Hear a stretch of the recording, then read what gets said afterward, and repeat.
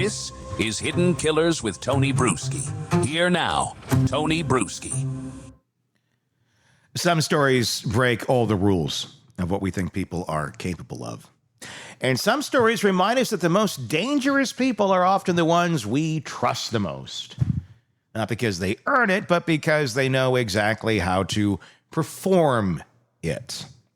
James Craig wasn't the usual suspect. He wasn't unshaven in a mugshot or muttering through a public defender. Although, look, I mean, he doesn't look, he's got a beard in the mugshot, but it's trimmed. This guy was a dentist, a dad. If you saw him on the street, you saw him in line at the subway, you'd probably be like, why are you ordering that chicken that doesn't even identify as chicken anymore? I mean, come on, there's better options on the menu. He was a dad, a husband, the kind of man who was supposed to represent stability, not destroy it from inside out. And yet, here we are. Prosecutors say he slowly poisoned his wife, Angela, while maintaining the appearance of a devoted partner, a committed father, a pillar of his church. And yes, it's Mormon. The case isn't just about murder, it's about masks, because when you've built an entire identity around being the good guy and suddenly you're a defendant in a cyanide poisoning trial, every smile, every church photo, every text that ends with, I love you, becomes evidence. Not of innocence, in this case of performance. So let's set the stage. Craig allegedly ordered poison online. He allegedly used burner emails. He allegedly timed Angela's smoothie deliveries with his cyanide shipments. And through it all, he presented himself to the outside world as the grieving husband. That's what prosecutors want the jury to see anyway. The split screen of a man who could hug his kids 1 minute and Google how to kill your wife without getting caught the next. But here's a legal twist. A jury doesn't just weigh facts, they weigh people. And when the defendant looks like someone they'd sit next to in a church or trust to fix their kids' braces, the prosecution has to work harder. They have to dismantle a character as much as they build a case. So today, with Eric Faddis, former prosecutor, defense attorney now, and someone who's been in a courtroom, and including this very courtroom, where James Craig is being tried, we're digging into what means and what it means to be put, or what it means to put an image on trial. What did jurors see when a man like James Craig walks in wearing a tie instead of shackles? And how does the law handle the case? With the defendant's likability maybe the last thing standing between guilt and acquittal. Let's dig into it. You know, the prosecution has really drawn a contrast between his public-facing image and what they say, the dark deeds were that he committed behind closed doors. He was this dentist. He would actually do lectures internationally. He was traveling. He appeared to be a family man, had 6 children. But behind the scenes, at least according to the prosecution, he was taking concerted measures to kill his wife. He had an affair that was ongoing to which he admits. There were also some financial troubles. So a lot messier, sort of just below the surface. How is he, since we don't have cameras in there, is he in jail garb? Is he wearing a suit? What are they allowing him to do at this point? His visual presentation and demeanor has been kind of surprising to me. So he's allowed to be in there with a suit on. That the jurors don't know that he is, living just across the street in the jail. But inside the courtroom, Tony, he really has this confidence about him. Perhaps it's a misplaced confidence, but he's sitting upright. He's smiling at the gallery. He is participating, conferring with his attorneys regularly. He's not this sort of meek little mouse who's cowering in the corner at all. Which is interesting. What were you expecting going into this? Especially, now that we know like all of these things that were going on from the jail, which we'll get into in a little bit. But what were you expecting when you walked in there? Usually especially in a murder case, the defendant sometimes is scared, fearful, nervous, oftentimes kind of sheepish and unfamiliar with the legal terrain, and sort of, looking overwhelmed and fearful. But that is just not the case with James Craig. Like I said, he's sitting upright. He is nodding his head to answers that he likes and shaking his head no to answers he doesn't like. He is very much engaged in the trial. And I think, I got the impression he feels like he's somewhat untouchable. What did you see in an opening statements from both? Let's start with the prosecution and what they kind of brought to the table. And then we'll break it all down a little bit further. But just in those opening statements, what was it like? So the prosecution has a mountain of evidence and in many different forms. So they have the toxicology report that details what they say killed Angela Craig, that being the poisons. They also have alleged jailhouse letters and communications that James Craig made to try and cover up this whole mess. On top of that, they have a ton of texts from James Craig. So we, in a sense, have heard from him already in terms of his admissions to infidelity, what he was saying to Angela Craig, and then also they detailed a photograph of Angela Craig when she was clearly medically compromised that they say he sent to his mistress as his wife and mother of his 6 children was dying.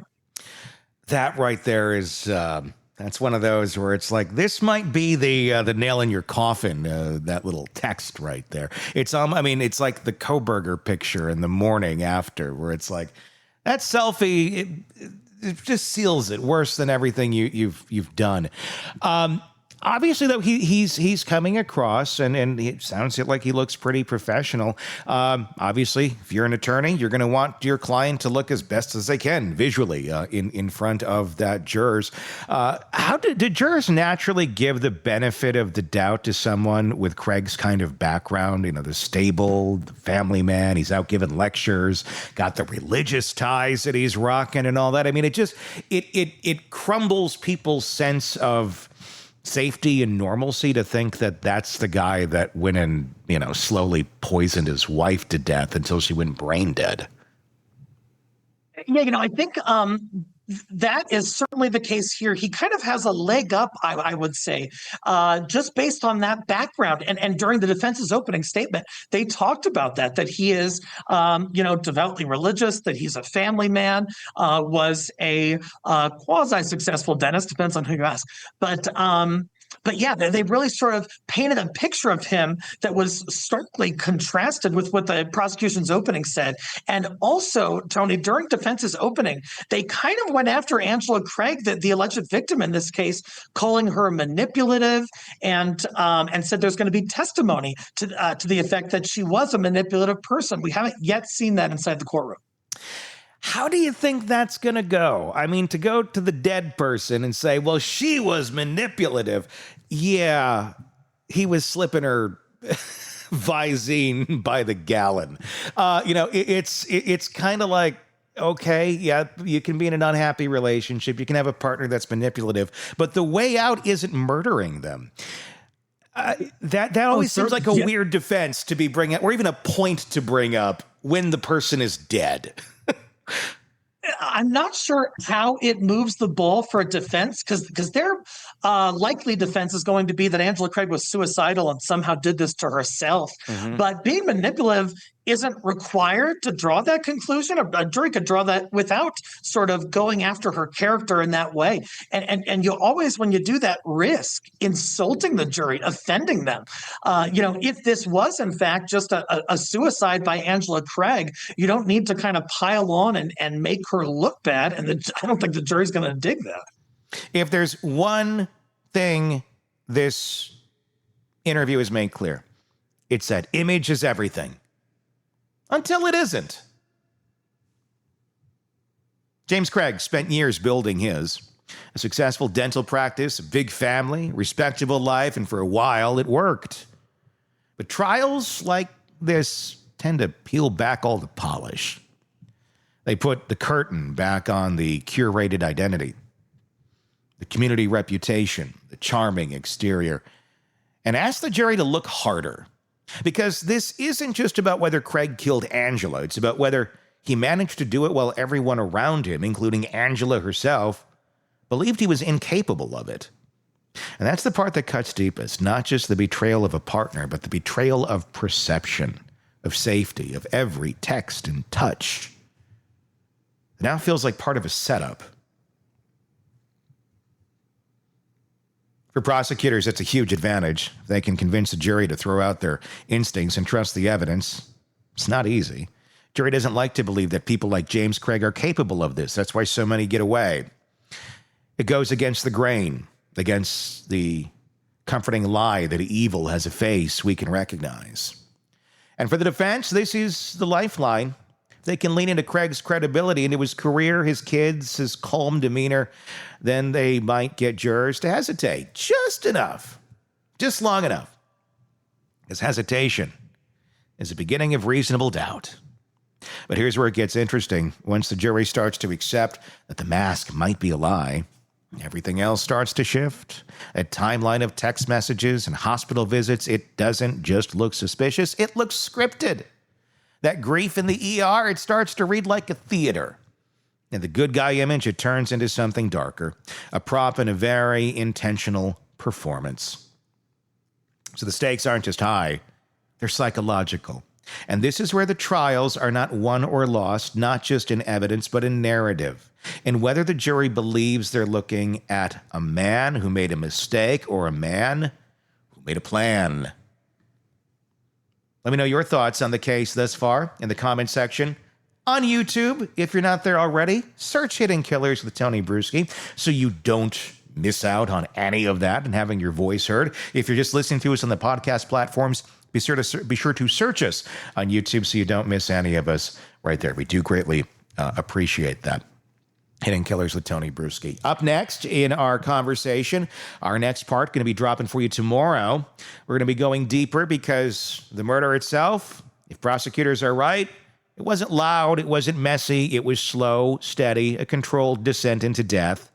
We'll be talking about poison. Yeah. So like I said, press subscribe. It's coming up in the feed tomorrow. If it's already there, then you can binge away right now. If you want to listen to it right now, get an advanced listen, then become a premium subscriber, either on the podcast platforms, on Apple Podcasts, or on YouTube. Until next time, I am Tony Bruschi. We will talk again real soon. Craving non-stop true crime updates? Press subscribe now and get the latest cases, analysis, and expert commentary delivered straight to your feed. Only from the Hidden Killers podcast and True Crime Today.